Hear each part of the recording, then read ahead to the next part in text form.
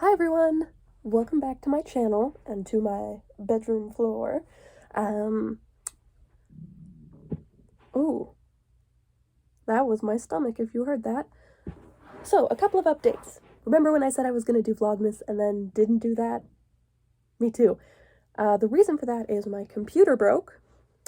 My phone got too full on storage. So not only could I not film very much on it, I couldn't edit on it because I use an app on my phone to edit. So then I went to the computer, which was broken. That didn't work.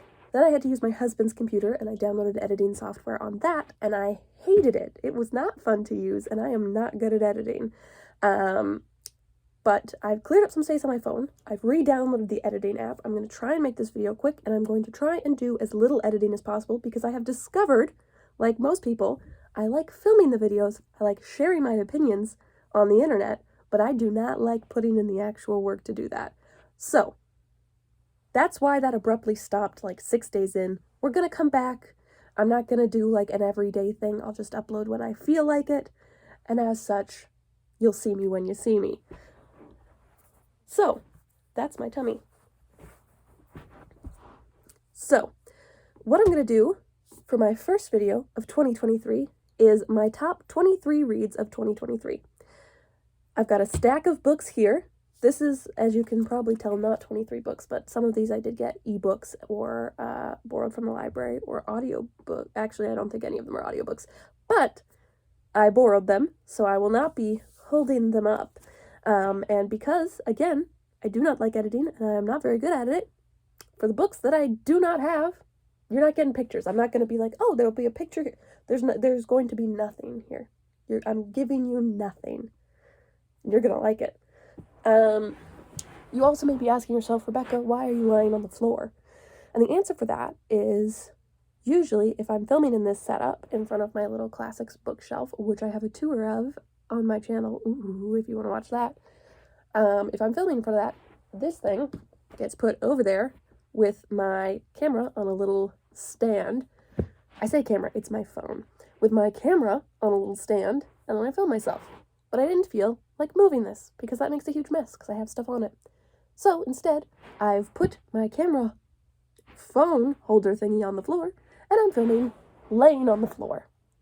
Because why not? It gives an interesting silhouette to the video. I'm also drinking tea and wearing a sweater because I am so cold. Our apartment is freezing. It is so cold. I don't know why. Well, actually, I do know why. It's because, tummy. It's because the heat's not turned all the way up. But we're conserving energy. And also, my husband gets too hot. So I just have to layer. Also, check out this sick sweater. It's got a house and these two little old ladies sitting on it. I got this secondhand for $8.99. Boom. So, let's start. These are in a particular order. We're going from 23 being my least favorite of the favorites to number 1 being my most favorite of the favorites. This is my personal opinion. If you don't like these, that's totally okay. We don't all have to like the same thing. What else? Any other disclaimers? Oh, on a different day, these could be in a different order. This is the order of today. My number 1 book, I think, would stay my number 1 book, but anything that isn't that could sort of just move up or down. This is just how you caught me. All right? So, what's going on here? What did I do wrong? Nope. Okay. Already confusing myself with my little list I got over here. Don't peek. But I think I got it sorted. Sorry, I wanna sit like this, but then my hearing gets weird because it's covering my ears. Then I gotta go like this, but how's that? Is that okay? Also, this is my Space Jam mug, so the way I hold it, you can only see them all in stars, but there's Looney Tunes. I said this video would be quick, and we're already 4 minutes in, and I've talked about not a single book.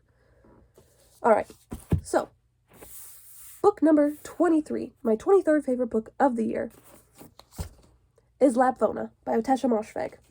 So, last year I read My Year of Rest and Relaxation by Otessa Moshfegh, and I really liked it, but I didn't quite like it as much as I liked Lapvona, I think. So this one really appealed to me because it is crazy, insane, absolutely off the walls, bonkers, but also historical fiction. Okay, sorry, I had to pop out. I'm back. The angle probably changed. Well, the angle might not have. I moved. And I was talking about Lapvona. So, historical fiction about a peasant, and he lives in a kingdom, and he is so weird, and the king is weird, and everyone's weird, and they're all a little messed up.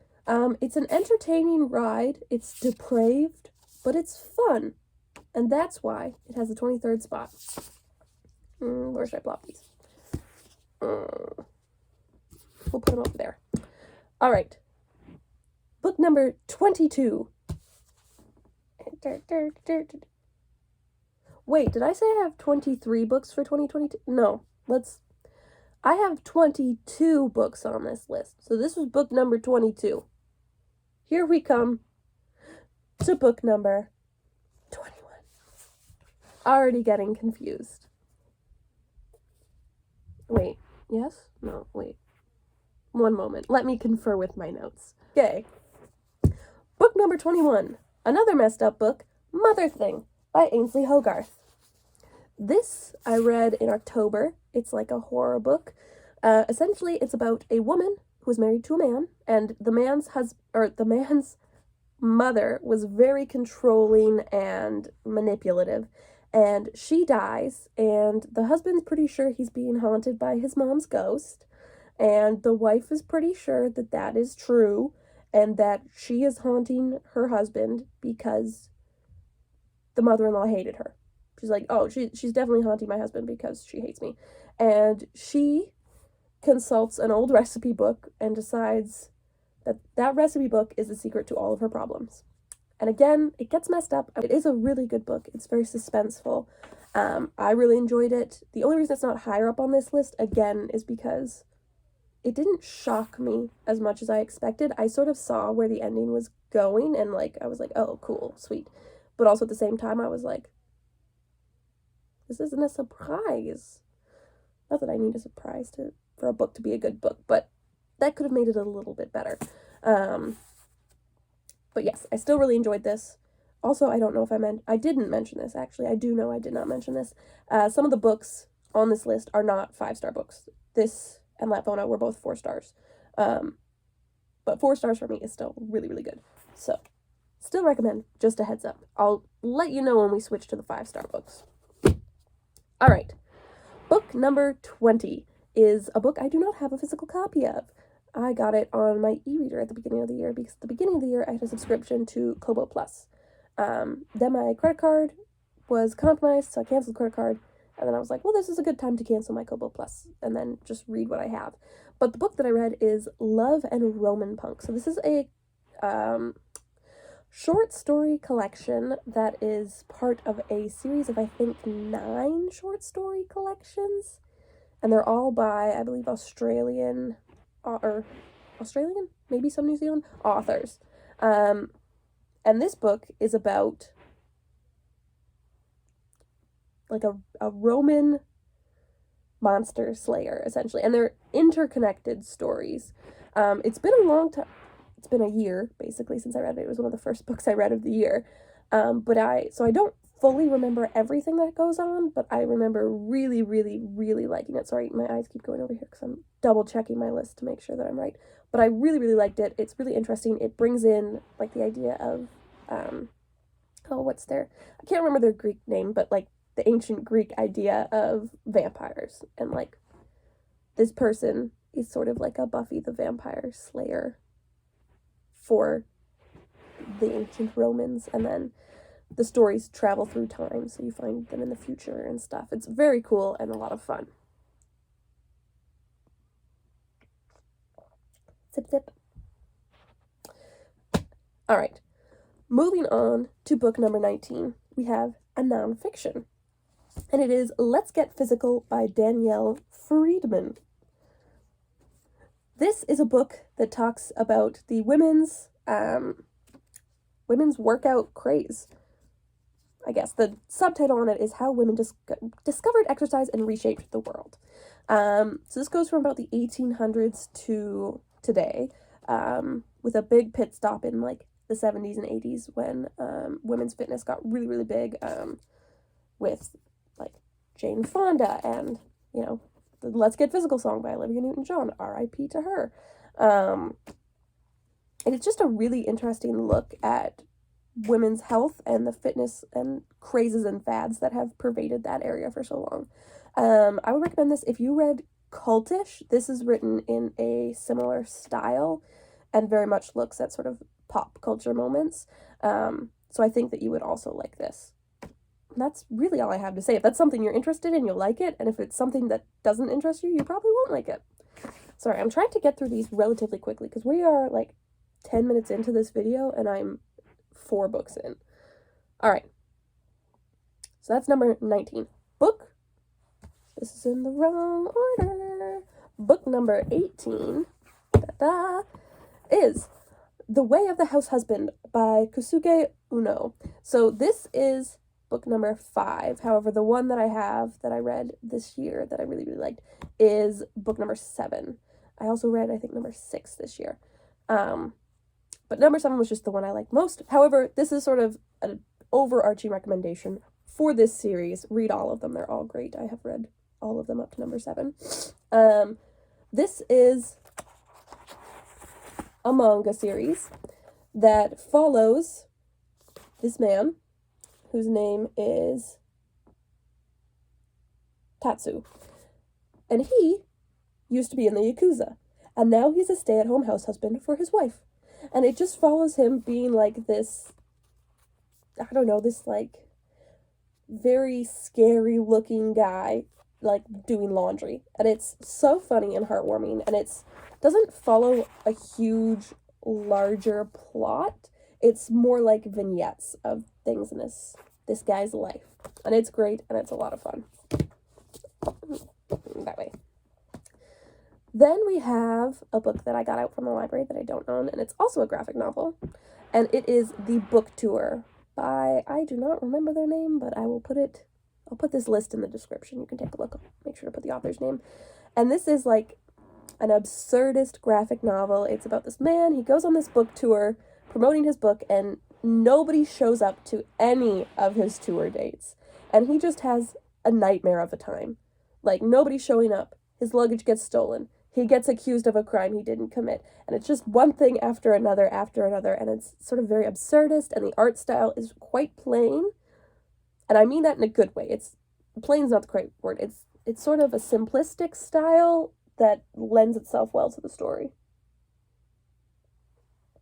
If you like Kafka, I would recommend this story. It's very, very good. Good job, Rebecca. That was a smart sentence. You should be a literary critic. It's a really good book. It's very absurd. It looks at life and all of these crazy coincidences that can happen. And also, it's just kind of fun to read and watch this man, like, start off up here and then just one thing after another, taking him down, peg after peg after peg. So I do recommend that, and it's a quick read. I read it in, like, a half hour.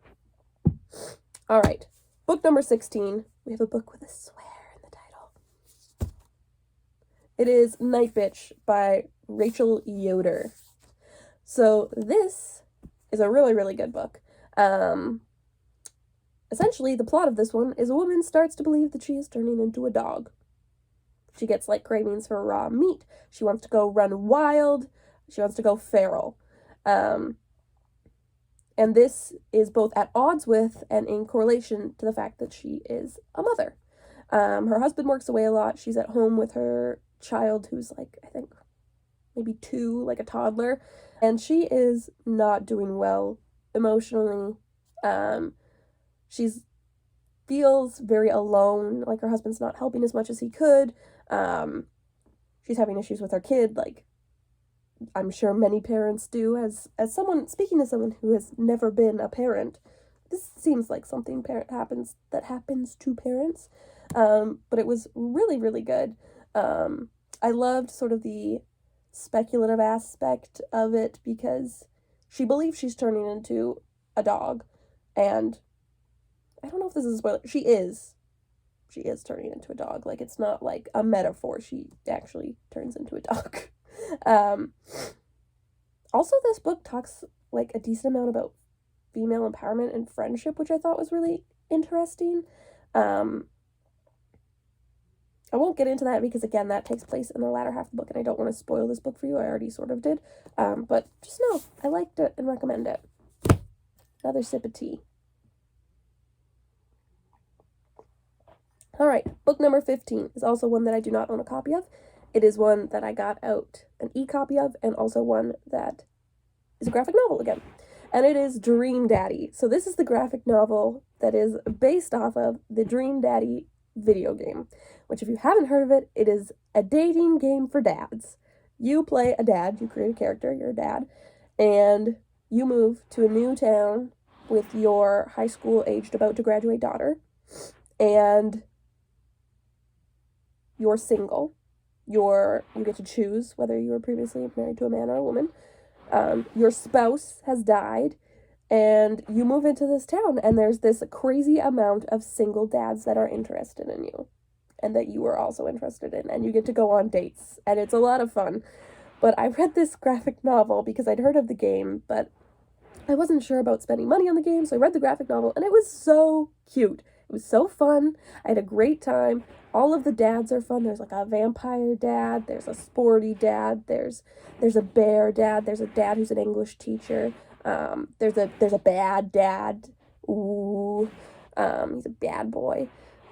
And it's a lot of fun. And this also partially makes sense of this because after reading this, I went out and I paid my $20 and bought the game on my Switch so that I could live with these characters longer and play this game. So if that's not successful, I don't know what is. All right. Book number 14, also a book I read an e-copy of, and it is, let's roll over, I'm starting to get a sore arm. And that book is The Canterville Ghost by Oscar Wilde. So I read this in October, sort of as part of Victober, also just because I was reading a lot of scary, spooky books, and it was a lot of fun. The premise for this is there is an old English manor that this new upstart, new money American family buys, and it's haunted. And basically this new money American family is like, no, it's not. This can be explained. We're not going to be scared by this ghost. And it just sort of follows the ghost attempting to terrify this family who refuses to be terrified. They're like, no, not scary. Like, there's one scene, I think it's closer to the beginning, like, there's this blood spot in front of the fireplace that's been there for years because this ghost, like, killed someone there. And, like, the oldest, I think it's the oldest son, I think so, the oldest son, he has, like, this newfangled stain remover that he brings, and he's like, this will take out the stain. And it does take out the stain, and then the ghost gets really upset about it. It's a lot of fun. It's a really fun time, and it's also a short book. I read it in, like, an hour, maybe. So time invested plus enjoyment out. You're getting a good ratio there. That's math. Which I'm not good at. All right. Book number 13. These are also in the wrong order. All right. Book number 13 is this. It's actually a play. It's The Inspector General by Nikolai Gogol. And this is a classic play, a classic Russian play. It's obviously very short, as most plays are. And this is about this town where everyone is corrupt, like the local chief of police, everyone that runs any institution, they're all quite corrupted and not very trustworthy. And they get word that an inspector general is coming to inspect them. And they're like, oh, we got to be on our best behavior and we have to figure out who this inspector general is so we can make a good impression on him. Sort of like a restaurant trying to figure out who their anonymous critic is. They're like, we got to find this guy. And this gambler comes to town, this mysterious gambler, and they're pretty sure, ooh, feet got cut up, they're pretty sure it's him, and he just goes along with it, and it's sort of a comedy of errors. They keep giving this guy money, and they're, like, doing all this nice stuff for him, and this guy's like, wow, what a weird and nice town, and he does eventually clue in, and then plays along, so that's a lot of fun. It was a really fun, short read, definitely recommend if you're looking for something quick and funny. Another sip of tea.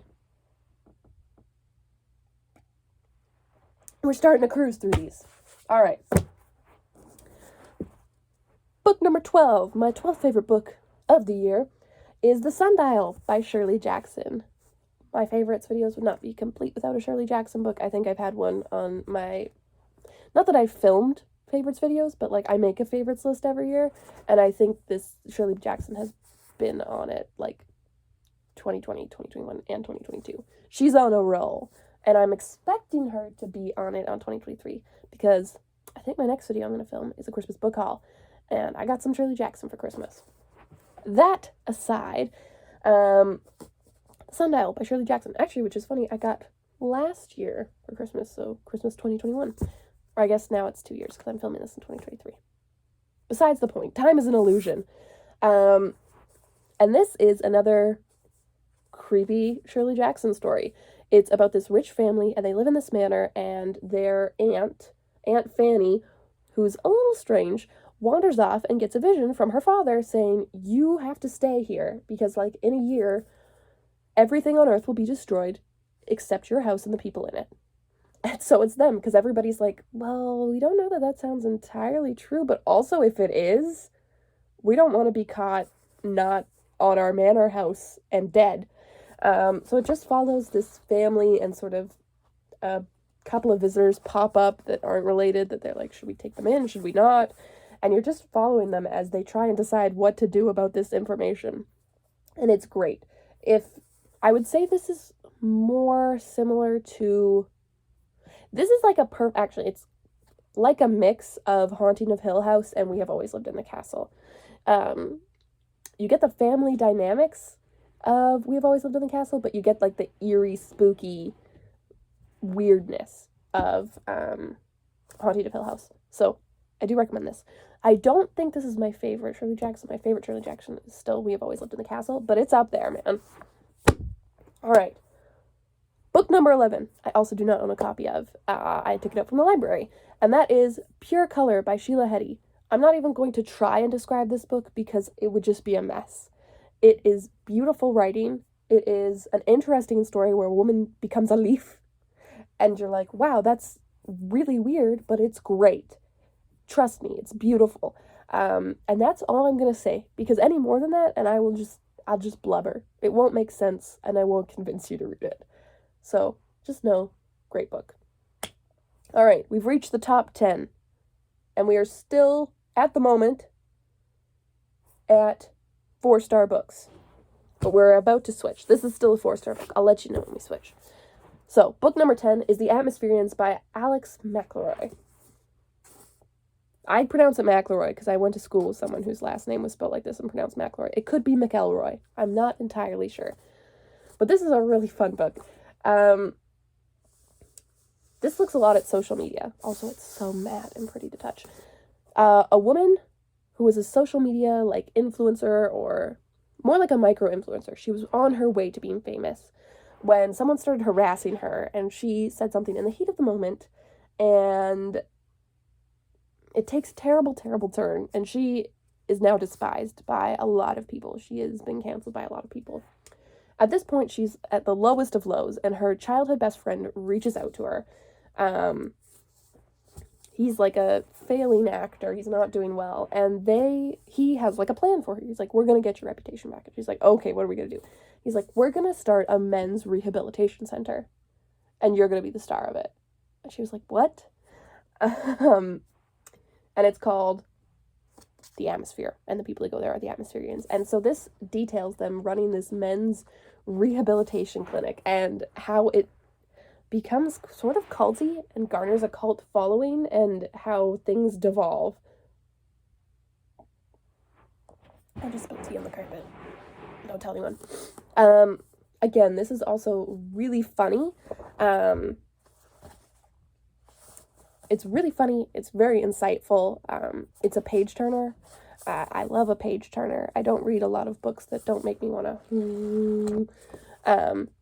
So highly recommend. Also, if you are a viewer of Carly Thorne, this seems like something that she would like. So if you like what she likes, I would recommend this to you as well. Boom. All right. Book number 9. We've reached a 4.5-star book. and it is Good Citizens Need Not Fear by Maria Reva. So this is a series of interconnected short stories that follow a bunch of people that live in the same apartment complex in Ukraine in the 1980s. And it just follows them. So our first story is about a man who lives in this apartment building. It opens, and the apartment building has actually been cobbled together out of extra materials from other apartment buildings. And so in the government's eyes, it doesn't exist. So their hot water and their heating and everything gets cut off. And this man is trying to convince the town that the people in this apartment building exist, and so does the apartment building. Please turn on the heat. We are so cold. And then it flows from there. So you have a woman that's making contraband records. You have someone that is a Secret Service agent that is also, like, losing touch with reality. You follow someone who is in, like, a beauty pageant. You follow someone that comes to live in the apartment, but prior to that lived in an institution. It's really, really good. You get so attached to all of the characters, and because it's interconnected short stories, I'm getting so excited, I'm tripping over my words. Because it's interconnected short stories, you get to see them again and again and again. And it's just a wonderful, wonderful book. So I highly recommend. Another sip of tea. My tea is cooling off, so we gotta get going. Now we move to the 5-star books. So, the first one, book number 8 on this list, I do not have. It is called Temporary, and I also forget the author, but again, I'll put it in my little description box list. It's a book I got out from the library. This follows a woman who's a temp. She gets temporary jobs all over the place, and these jobs are not your regular jobs.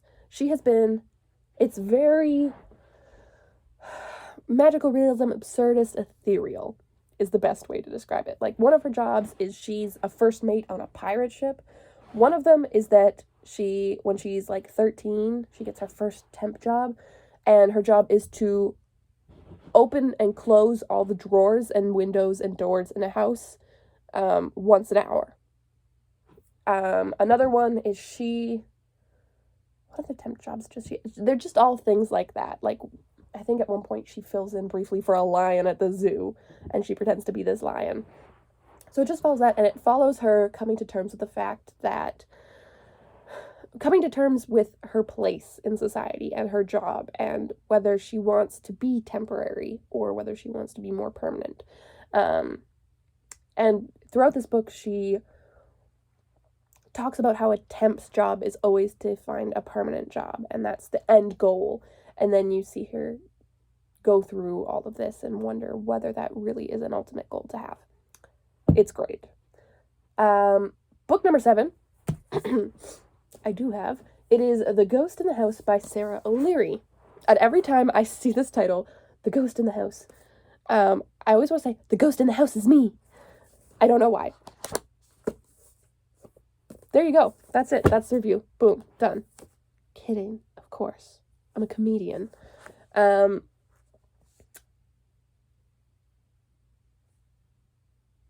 you know... Sorry, I'm trying to figure out when you know this thing. Okay, yes, you do know going in. The main character doesn't know this, but you do know. Oh, there's my little feetsies. This is about a woman. Her name is Faye, and she's married to her husband, and she's an artist, and he's a cool guy. And they're having the time of their lives, and then she realizes that something is wrong. Like, she's not seeing her husband very often. Like, she's hearing echoes of, like, another woman, and she's like, what is going on? Turns out, in a very Beetlejuice turn of events, she's dead, and she is trapped inside her old house. And she is watching her husband move on without her, and she is not happy about it. This book is fantastic. It's beautifully written. It deals with such complex emotions. I do not know what that was, but if you could hear that, I'm sorry. What was I saying? Such complex emotions. It's so good. there's not much more I can say than that. It's a woman who's a ghost coming to terms with the fact that she is dead and her husband is living a life without her. Okay. Book number 6 is not this book. Book number 6 I also had an e-copy of from Kobo Plus, Kobo Unlimited, whatever it's called. And it is A Dowry of Blood. This is a great story. It's quite short. It's a historical gothic horror novel. I've discovered my love for the gothic. It is about a woman who's turned into a vampire by another vampire. And through the years, they add other people to this polyamorous vampire relationship. And it's so full of drama and love and hate and vampire stuff. It's great. That's all I'm going to say. That's all you need to know. Just pick it up. I feel bad because we're getting to my favorite books, and I've talked so much about my books that I like slightly less that I feel like I have less to say for these. But they all also speak for themselves. They're amazing, and I find I have less to say when I love a book more. There's no words. All right, top 5. Book number 5 is The Last Policeman by Ben H. Winters. This is the first book in a trilogy of which I read all of the books this year to show you how much I love this series. It's a crime apocalyptic. It's a crime apocalyptic novel. This is a policeman who is bound and determined to do his job and solve a murder. However, there's only... How many days do we start off with?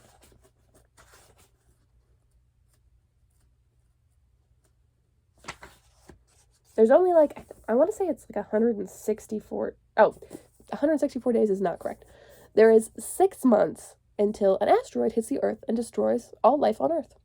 But he is still trying to solve this murder, and everybody else is like, why? Why are you trying to solve this? A, at the beginning of the book, they think it was a suicide. And B, it doesn't matter because we're all going to die anyways. But he is just so set on doing his job. And this book is so great. I usually am not a crime procedural person. I don't read a lot of crime fiction, and I don't watch a lot of crime shows. However, the idea of there being this world-ending tragedy really sucked me in. And so I read this. I read the second book, Countdown City, and the third book... Countdown City, and the third book is... I don't think it says in here. I do not remember, but I read that as well. I really like the second book. The third book I didn't like as much. Still good, didn't love as much as the first 2. This was a 5 stars, the second was a 4 stars, and I think the third book I gave 3 stars. But definitely still recommend. Alright. Book number 4 is actually a book I originally read from the library, but then loved so much I bought it myself, which never happens for me, so that tells you how much I love it. And it is The Past is Read by Catherine M. Valente, which actually I have already talked about in my Christmas Carol book tag from my failed attempt at Vlogmas. Remember that? This is a sci-fi novel following a girl named Tetley who lives on Earth in the future where all of land is submerged underwater and everybody lives on a garbage island. And everybody hates her. And you're reading this book trying to figure out why everyone dislikes her so much. And it is so good. So I'll read you the first line. My name is Tetley Abednego, and I am the most hated girl in Garbage Town. What an opening. Why are you so hated? What's Garbage Town? Why is your name Tetley? All of those questions and more are answered in this book. And it's very slim. It's so good. Also, can you hear that? She's a matte book. But yes, this is an excellent look at the environment, the future, climate change, climate action, as well as just everything humans love and hate for each other. It's great. Oh my gosh, we're at 30 minutes. Let's keep going. Book number 3 is a nonfiction book I do not own a copy of. It is called Lost Feast. It is a nonfiction book about foods that we have eaten basically to extinction. Or not necessarily that we've eaten to extinction. Foods that don't exist anymore. So people eating dodo, people eating carrier pigeons, stuff like that. Different herbs and spices that have gone extinct and that we can't eat anymore. And it was so good. I loved it. It is my favorite nonfiction book of all time now. I'm really upset because I actually heard about it because the author came to speak at my university and I couldn't make it and I didn't read the book before then. But then I remembered hearing about it and I read it and I was like, oh, I wish I'd read it before because I would have totally gone and seen her. But yes, it's great. Read it. That's all. Book number 2. My second favorite book of the year is I Who Have Never Known Men by Jacqueline Hartman. This book is so good! It is a dystopian novel about these women, 39 women, live underground, imprisoned in a cage, and they are watched over by guards. They have no memory of how they got there, no notion of time, and only a vague recollection of their lives before. And then, so you're following the youngest girl there. Basically, everyone thinks it's a fluke that she was grabbed or taken or however she got there for this cage experiment thing. Because she's so much younger than all the other women. She was only a girl when they were taken. And not a lot of people like her. She's not well liked in the cage. And it follows her and these women. So as the title says, there are no men. There are the three guards who are men, but they don't know them. The guards do not talk to them. They don't interact. The only thing that they do is if a woman gets out of line, they whip them. Through the bars in the cage, because they have these super long whips. And you're following this girl as she tries to piece together her life and see what her life is worth and why she's there and all of that good stuff. It is so good. Partway through, something does happen. I'm not gonna spoil it. But please read. And book number 1, oddly enough, was not expecting this, is a classic. Who could have predicted this? Not me. It is The Blue Castle by Ella Montgomery. Yes, the same Ella Montgomery who wrote Anne of Green Gables. And I would argue this is better, even though I love Anne of Green Gables. This follows a woman named Valency Sterling. She's 29 and she lives with a family that she hates. They are the worst. They are a dumpster fire of a family. They are so mean to her. Her only refuge is the books she read and her imaginary blue castle where she goes when things get bad. And then she gets diagnosed with a terminal illness. This happens within the first 50 pages of the book. And after getting diagnosed with a terminal illness, she's like, screw it. I'm living my life. Goodbye, family. I don't care what you think of me anymore. I'm not going to try and be perfect for you. I'm living my life on my terms. And it is so good. Like, you're rooting for her the entire book. You are just there cheering for her. Like, yes! Go, girl! Go!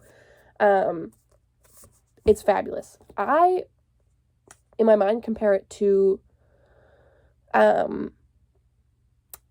Shirley Jackson's writing, because Shirley Jackson can write a heck of an unlikable character, and Ella Montgomery can do that too. Similar to the family dynamics of the Sundial, actually. Very unlikable family that you are waiting to get their comeuppance, and it happens, and it's great, and it's so good, and I don't want to spoil it, but also I'm going to spoil it. There's a happy ending, and I love a happy ending. You wouldn't know that from all the other books that I read this year, but I love happy endings. It's just so nice to get a happy ending. I needed one of those this year, because I don't think, other than maybe The Way of the Househusband and Dream Daddy, like, none of them had overly happy endings. So I needed that this year. And I got it. Miss Ella Montgomery delivered it. And that's why this is my favorite book. I also read it as part of a book club. The Bookish Princess on YouTube does a Discord book club, and I read it as part of that. And it was great to also discuss it with other people. But this book was so good. And that's that. I'm ending the video now. We're 35 minutes in. I don't know that I'm going to have enough storage on my phone. Goodbye.